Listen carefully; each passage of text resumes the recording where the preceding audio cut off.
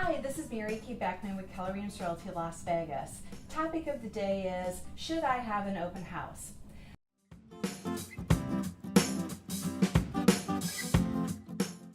Hi, Mr. Seller. When I come to talk to you about selling your home, I am going to suggest that we have open houses on the weekends.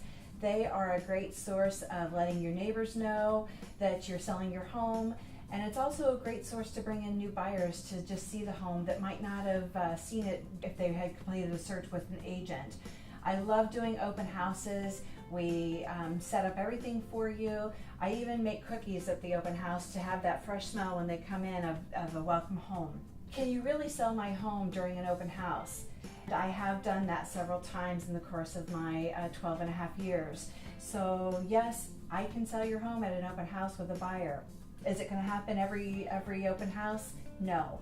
We are looking for buyers leads and sellers leads, and hopefully finding somebody that will say to their friend or their neighbor, hey, you would love this house, come take a look. If you have a question about open houses, please give me a call, 702-686-2695.